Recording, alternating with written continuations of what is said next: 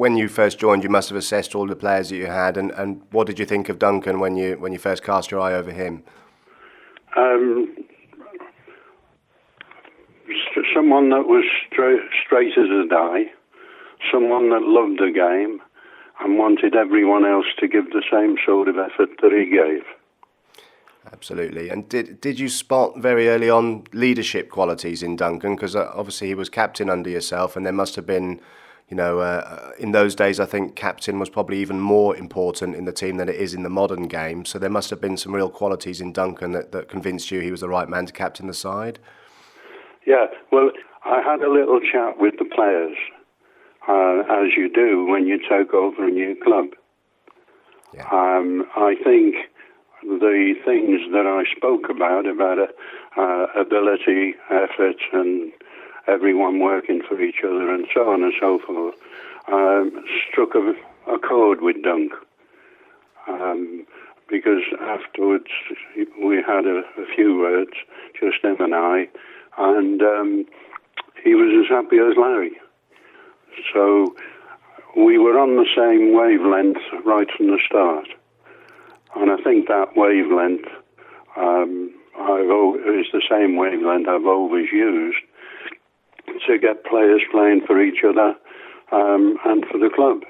I mean, he was deceptively quick for a big man, a few people have said as well. So it wasn't just that he was good in the air, that he was a strong guy, but he was also quite quick for a big guy over a short distance. Is that fair? Yeah, that's fair. He was a bit quick over long distance as well. Him and Dave Stringer hit things off straight away. Both of them thought along the same lines for most things that you spoke about in football. So it was a huge bonus to realise, right more or less, from the day I took over, that you got two that you could bank that they'd always give you 100% and be upset if other players don't. Yeah, what a wonderful attitude to have. In fact, a lot of the other players who played further up the pitch, so I'd say Dougie Livermore, for example, have said that they wouldn't have been able to do what they managed to achieve if it hadn't been for the back four, and particularly for Duncan, Dave and Kevin Keelan behind them. It was a real spine at the back of the team that really helped. That's right. Quite often, especially when we were running them up Mousehold and that, you'd be emphasising, you can't play bloody good football if you're not fit. You've got to get fit. And Duncan, of course, I think he was shouting the things I was shouting, only a bit louder than what I was shouting. When in that 71-72 season, which of course is still large in the memory of all the Norwich fans that were old enough to remember it, you presumably do remember going out onto the balcony at City Hall when Duncan lifted the trophy. That was must have been a special moment for everyone. Were you there with the players when they did that? Oh yeah. I think really the icing was on the cake for the players. Once they were definitely promoted, and they thoroughly enjoyed it. And I think that togetherness which that creates is something that, and if a team isn't winning or in the habit of winning, then they don't really know what they're playing for. Yeah, absolutely. And when they get it for the first time, because I don't think there were any players that had been part of any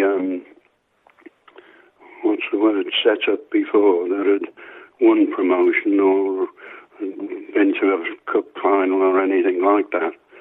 I think every one of them, everything was new. Absolutely. And one of the things that people in this day and age, when looking back at Duncan's career, often comment on is that Duncan was never sent off, despite playing so many hundreds of games for Colchester and then for us, and despite being a very competitive individual. Why do you think it was that he managed to compete so ruggedly and yet never was sent off? What was it that he managed to do that helped him to achieve that particular record? Well, I think if you watch players that are sent off, there's usually some sort of weakness in their game. And when they're playing, the things are not going right for them because they're not aware of what's going on. So I think with Duncan understood everything you said more or less straight away. And if anything that you pulled him up over, he'd come and see you and say, look, Gaffer, you said so-and-so, so-and-so, bum, bum, bum, you know. So I think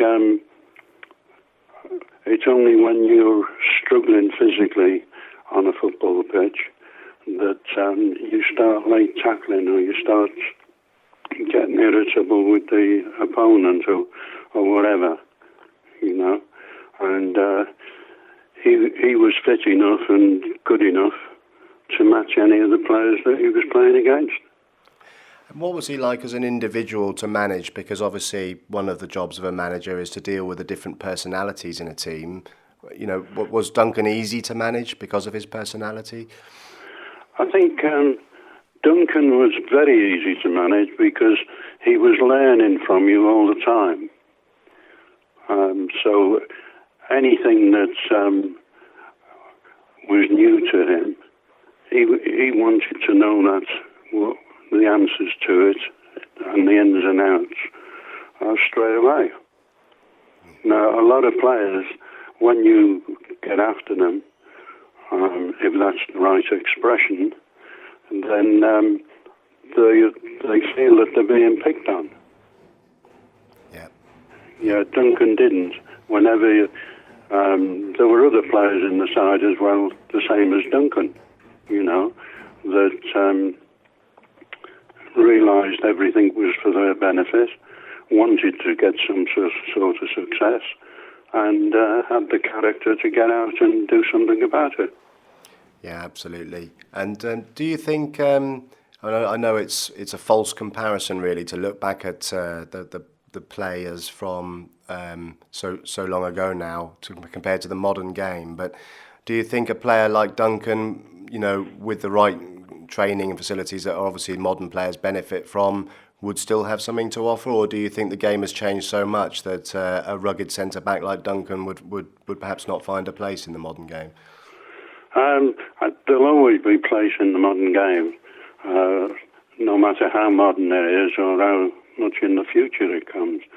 But there's always a place for players that are, first of all, that are fit, and secondly, want to learn and want to get better and want to win things as they start getting a taste for it. Yeah, I think I've seen somewhere that, as well as his fitness, that one of the qualities that stood Duncan in good stead is that he was always hungry to better himself and to succeed as part of a team. Was that a very important quality, do you think? Oh, very important. Duncan definitely was ahead of the average person, I would say. Although that wouldn't go down right with some of the players.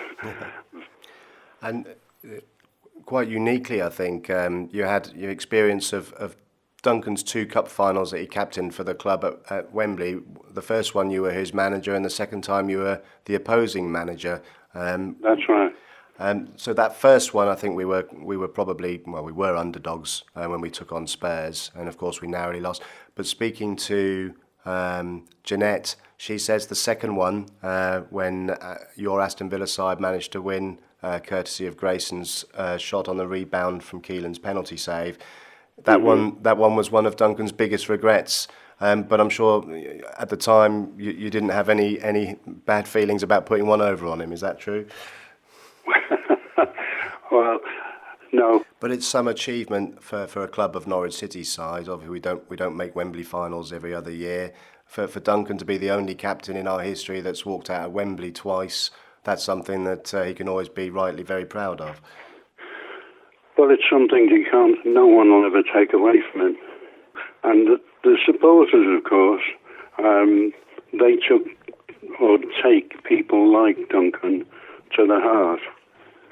When he walked on the pitch, it was like someone with flu went on the pitch after him and caught a little snatch of his sniffles or something, because he was contagious in as much as whatever he did on the football pitch, that he did it to the ultimate.